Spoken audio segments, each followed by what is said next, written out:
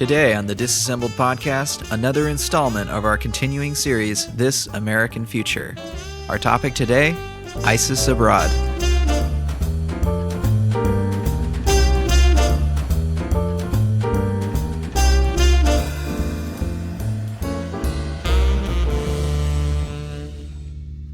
Good morning, Travis. It's good to hear from you. You weren't killed by a massive hurricane or earthquake. Yeah, good morning, John. As of yet, the earthquake has not gone off. The San Madres Fault is still intact.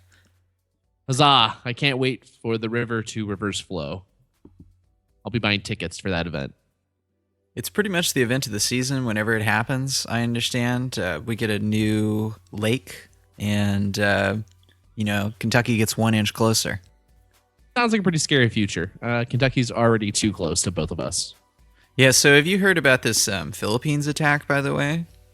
No, I've not heard about it. Yeah, so it was there was an attack, a terrorist attack, in the Philippines. It killed 23. I'm not totally sure of the details yet, but what I do know is that immediately ISIS claimed responsibility.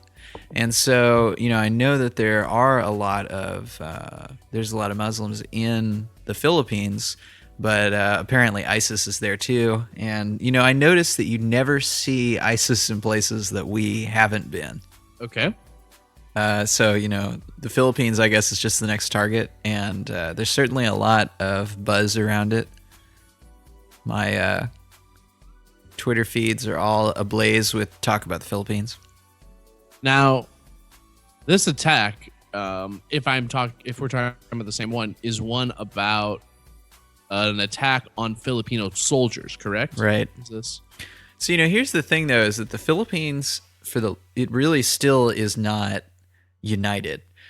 There's still a chain of islands which is not totally under full control. And this has always been the case. The Philippines is an archipelago, and the southern portion has always been more independent. And when they were forming the country, they fought a very long war against the southern islands, which are, I think, predominantly more Muslim.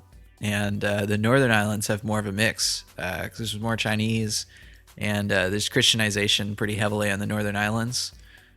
And so, when you hear about an attack by Muslims in the Philippines, I guess we in the United States don't know that this is a very long conflict, that this is just another page in the conflict.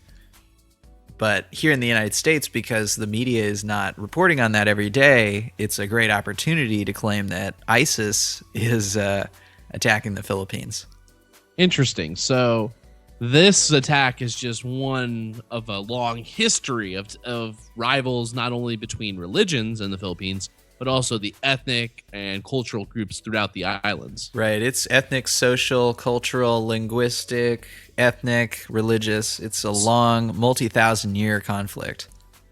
So in many ways, the Philippines is a much more akin to maybe the southern or India as a subcontinent, where there's a lot of cultures that have kind of been unified under the modern eras, but it's not really actually functionally one country, one culture.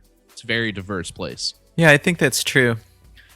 And then also, one thing that I've definitely learned this year that I've been paying more close attention is that a lot of people think in code words, or at least they think that code words exist. And I want to address why President Obama calls ISIS ISIL. And I think it's because ISIL is the political entity, or at least as they see it. And ISIS is a code word for Islamic terrorism. And so when you have Islamic State claims responsibility for Philippines, we all know there is no real Islamic State. It's a code word for radical Islamic terrorism. And so when you see ISIS, it's not Muslim Filipino rebels attack soldiers. When you see ISIS, I think that code word then legitimizes any future action. So in that same sense, we don't want to say, as a government, we don't want to say is radical Islamic terrorism. But when it's specific group, or it's this sort of broad stroke, oh, they're IS, they're Right. Islamic State. It's We the can kind of politically accept correct. It's the politically correct way to refer to radical Islamic terrorists we don't like. Right. And we do have to And- separate that as we fund so many of them these days. But it's interesting because we used to talk about Al Qaeda, and then once Al Qaeda had kind of spread, and I'm going to say franchised, or we started to group it by region, there became AQ, and then you would add on what it was. So there was like Right. AQ. As we added on to the list, we made more AP, sub-lists. Right. There was AQAP, I think, is the Arabian Peninsula. There's like AQ. It wasn't NA, but it was like North Africa. There was like AQ something. So we started this idea of, well, we don't want to just say it's Al Qaeda anymore. We want to be more specific. It's Al Qaeda in this area, showing that sort of spread, that proliferation. But instead, with this is a really broad grouping. It's IS, it's ISIS, it's Daesh. It's this kind of amorphous, the opposite direction in some ways, because are they even, is it connected to the people in the Islamic State in Syria? Maybe, but. Right. I agree. I think that's exactly it. You're hitting the nail on the head. It's not that if the United States is still in the position that if you call it rebels, if you call it even Islamic terrorism, I think that there is some degree of credibility there. Where, why do you have Islamic terrorism? It's in the face of Islamic persecution. At least that's their argument. And it's hard to not end up looking like the bad guy in discussing that. And the same thing is true with any ethnic, cultural, or political struggle. It's hard not to end up looking like the bad guy. But if you can rephrase it into they are in this group, this ideology which never backs down and cannot be negotiated with, even in the face of the fact that we are negotiating with them in Syria, supposedly, or have negotiated, then it gives you justification. Because it's one thing to say, okay, they have some sort of grievance which we could work through. It's another thing to say they have grievances, but we could never work through them, and so we have to destroy them. Right. It's a way of not only delegitimizing, which is a key, right? I think back to Sri Lanka and the conflict there, where the Tamil Tigers were labeled as a terrorist organization, even though in many ways they had some moral arguments that justified their kind of civil war, their cultural war. They were, by being labeled internationally as terrorists, it allowed really much more kind of brutal genocidal tactics to be used against them because they were called terrorists instead of, freedom fighters or rebels.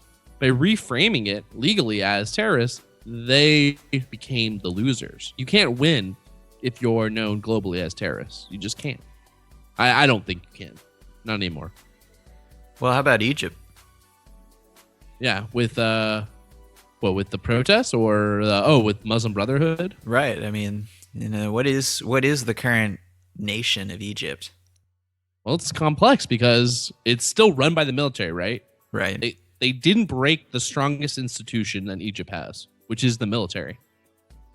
Their constitution did not really change that much. And when they had elections, when Mohammed Morsi became the president of Egypt, that was too far.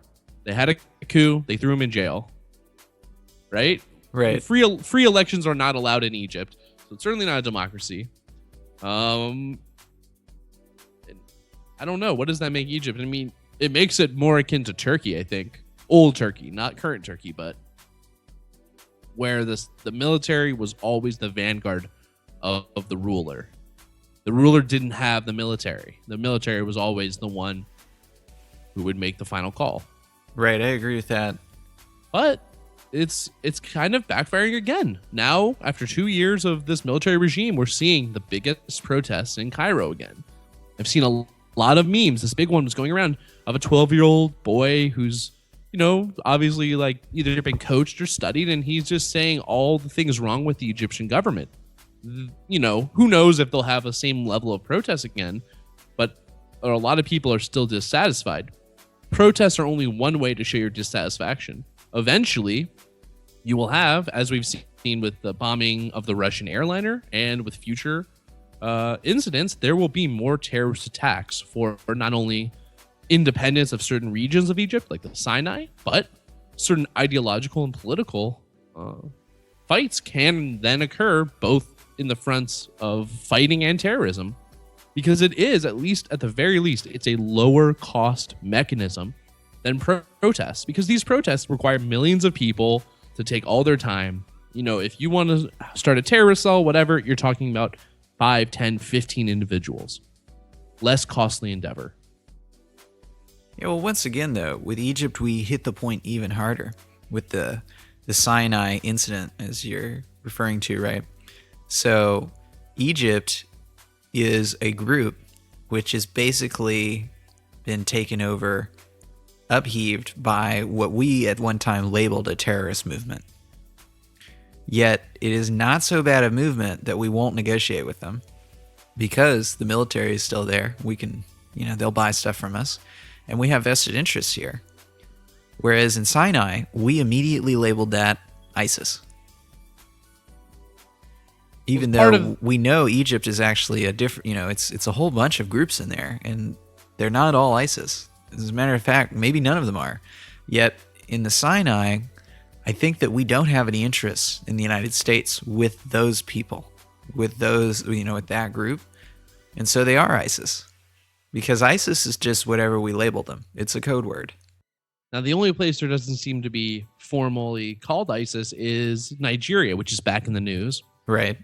In Nigeria, we have the Boko Haram, and Boko Haram has now been called, the other big terrorist organization. Thousands killed per year. Not to mention they're losing thousands per year. But we had that big hoopla about our girls. Remember #OurGirls? Right. And Wednesday was the 2-year anniversary of those girls being abducted. And that coincided with a recent incident in Nigeria of a female girl blowing up somewhere. I can't remember the location, but it was focused on the fact that now Nigerian terrorists include little girls, and this tool will be a mechanism to make everyone distrust each other. Because you never expect a little girl to be a terrorist, do you? And maybe she did of her own free will. But a lot of this is reframing who the enemy can be, not just who the enemy is, but anyone can be a terrorist. I think we learned this lesson already, in the United States. We've learned it many times. First off, in our colonial experiments in South America, but, more recently in Vietnam. But it seems like every single time we forget the lessons. That if you're going to do these things, you actually do have to go all the way. And that there are what you might call atrocities in the way. Yeah, that's one way of putting it. I do know both in Israel and in Chechnya, there are famous cases of female terrorists. And really interestingly, I recall one suicide bomber in Israel was she looked like a pregnant woman. Or maybe she was pregnant. No, she just looked like a pregnant woman. She had the belly, and that, I think, is actually where the explosive was. But it was just this whole idea of... That was extremely common in Vietnam. The pregnant mom scheme. Kids carrying bags, which the top was rice and the bottom was all explosives. Right. It's total war for them. We weren't willing to have our children die to take over their country. I mean, we were willing to have some children die, but we weren't willing to kill all of their children.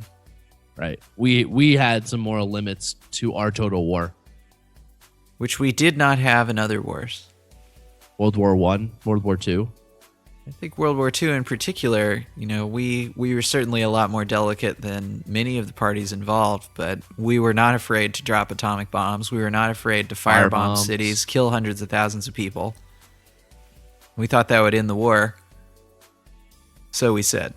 Well, I mean, it did and it didn't. We did kill so many Germans and Japanese people that it did dwindle them down to old people and children. That's the famous images of the battles for both Berlin and in the Western Front. Also, the cities, the soldiers who were left were Hitler Youth and old people, because all the middle-aged men had either run away, surrendered, been captured, or been killed. Yeah, we took out an entire generation. And it, I mean, that did technically work, right? They did surrender. They could not hold out. In Japan, I think, especially with firebombings, that was advantageous for their architecture. They had wooden homes. So if you start one firebomb, you could light an entire neighborhood up. Right. And, I think some of the percentages of Japanese cities that were burnt to the ground, somewhere in the 60, 70, 80% of the cities that percentage of the city was burnt down. Well, I could see today, though, there would be outcry against it because it would be unacceptable civilian casualties, where if you dropped a bomb on any structure in Japan at the time, you were likely to start a firestorm because everything's made out of wood. So there would have been cry against bombing them at all. Now we separate it differently, right? We have different regions. Violence is acceptable in some regions is totally unacceptable. Right. And so that's where I'm trying to go. That's right. What looping us all back to ISIS is about. If I were to go as the United States and bomb Egypt, it would be unacceptable for me to blow up the civilians, right? Because that's unacceptable collateral damage. If I'm going to go into Iraq, I need to blow up just the hospitals with the bad journalists in them, right? Not the civilians. Whereas if they're ISIS, if it's a city controlled by ISIS, say Mosul, which has been controlled by ISIS for quite a long time now, I think that you can assume that the people there, at least in military planning, are collaborators. And because we've said that ISIS is an ideology that cannot be negotiated with, that also means that their supporters cannot be negotiated with. And they're just, if not collateral, they're actual soldiers. And so if we saw a firebombing of Mosul, I would not be surprised at all. If you see more actions against civilians supporting ISIS, I would not be surprised at all, because that distinction in our society very much still does exist. It has just been a long time since I think we've exercised public total war against a group.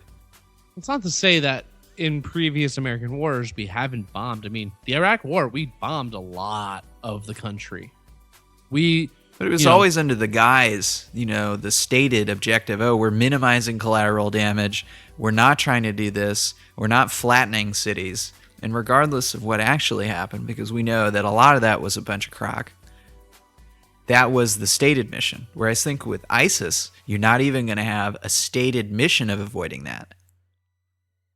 They're going to say, look, these people are ISIS. We can't negotiate with them. The easiest way to get through them is to flatten the city and move on.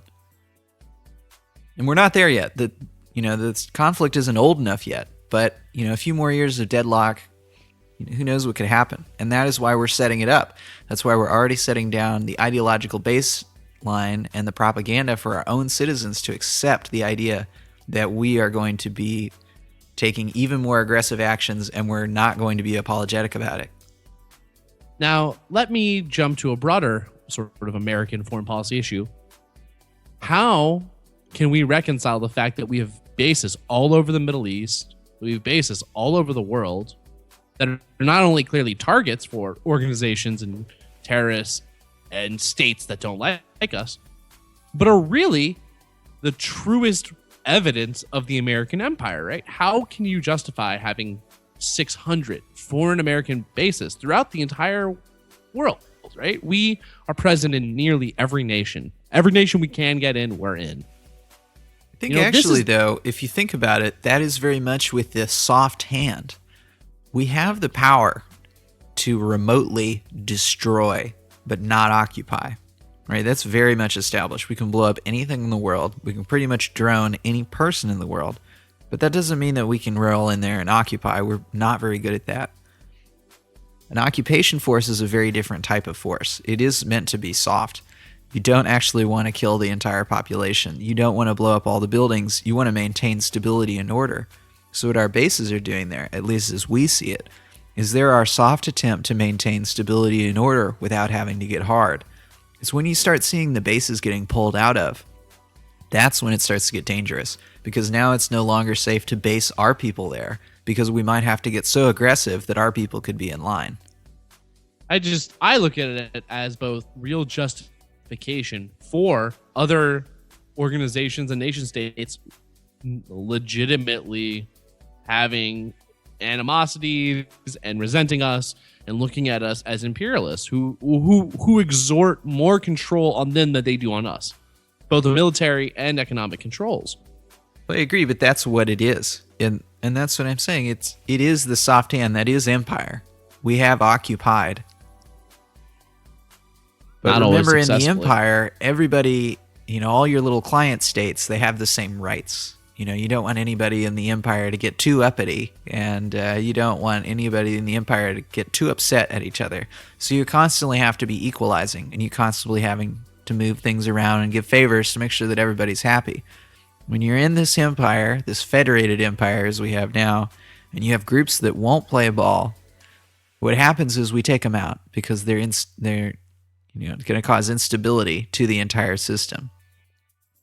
And before, I think we tried to occupy and scare them out, where we can slowly, over time, resolve these problems. But I agree, eventually tension wraps up to the point that we need to do more or pull out. And we've chosen, as a nation, to do more, not pull out. I agree. We do more all the time. We have more troops in Africa than we used to have. We have more troops in the Middle East than we used to have. We certainly have maintained our presence in Japan, though to the increasing the negative views of the populace, right? Japanese people do not want our base in Osaka. Japanese people do not want us to be as present. They still have negative, even if Japanese people can accept Americans and America, there's a big difference between that and the presence we still have in the mainland. And to a greater point, from a domestic perspective, the cost of that empire, the cost of those bases, the willingness to protect those interests are in the hundreds of billions of dollars a year. That's something we could spend that money here. I mean, it's not to say that we don't benefit from the presence of our troops and the wide range of this soft power. I mean, I don't know if you and I, the common people, I don't think we benefit at all. That's not what it's about. No. I think we live in a world where the predominant political thought by our political leaders came out of the domino theory. That's like the grandfather of current thinking. And so the reason that we have to occupy the world is that if we don't, because we're so exceptional and we're so amazing, if we don't occupy it and keep everything in line, then the whole thing one by one is going to fall and turn against us, and it will be chaos. Right. And so our political leaders all over the world, it's not just America. I think that pretty much this has become establishment around the world. There is a continual push towards stability through occupation, towards increasingly ramping it up. And I don't think that anybody on the ground actually benefits. Maybe if you are in a conflict area, but here in the United States, we don't benefit at all. As you said, it causes resentment all over the world, making it harder to do business. People die and they don't come back home. And it costs a ton of money that we really could use here. So I don't see what benefit we could possibly get. The Japanese would still be willing to trade with us. If there was a war, we can bomb them from afar. There's no point in us being there. Well, and just to give a little bit of background, the domino theory was put together by George Kennan during the Cold War. And it was this idea that if one country went communist, like dominoes falling, the next country next to it would also then fall to communism. So that we needed to contain communism as this ideological contagion and keep it where it is, at the very least, keep it contained, not let it spread. Yeah, that's right. And so that's sort of the simple version. When you start scaling that global, when you add in international corporations and you enrich the ecosystem, and then you have experiments like Lehman Brothers and the housing crisis, where you take out a few of the nodes in the system and you can cause a lot of instability and stress. I think that, political leadership of the world, they see that and they don't want that. They would rather have constant warfare for a few, and they would rather fleece everyone to pay for those wars than to have some sort of domino dystopian world of the future that they envision. No, I don't really think that that's going to happen. I think what's going to happen is they are going to lose out. To someone else? They have the most to lose. We on the ground, we're going to be about the same, at least here in the United States. Really, no matter if we have those bases or not. Closing those bases does not result in better roads. It's not a causal model. It's not like it enriches the population. The money that we pay for the troops comes from the population. Right. It doesn't create jobs. It leeches them. And it puts that money probably in other economies too, I would. And plus, too, surmise, in this country, we do a very poor job of caring for our immigrants. Our veterans. Right. We leave them on the streets. We don't pay for their medical care after we traumatize them irreparably. So, I don't see how we benefit at all from this. It's a shame what happens to the warriors in the society, right? And we are a society that always connects back to our wars, that connects back to our warrior presidents, right? That's right. These are not only mechanisms that we say are important tools, military warfare, but we always say support our troops, support our soldiers. Wear that ribbon, be proud. But all these things are really substitutes for actual support. We aren't giving better benefits to veterans, not really. There was a ton of VA scandals that have just happened over the past 4 or 5 years that have kind of faded away as an issue, but there's been a lot of care issues. A lot of veterans died waiting for care. A lot of people are being denied care, access to care, etc. And this is something that was at least rhetorically promised to these individuals. If not historically, a precedent was set with, the GI Bill, where certain veterans were actually taken care of. And they got better educations, which still to this day, the GI Bill does allow for education, but it's probably not as an extensive an assistance as previous generations received. And I think, when you have a military and you don't take care of them, there are a lot of examples in history, such as Egypt more recently, of what happens.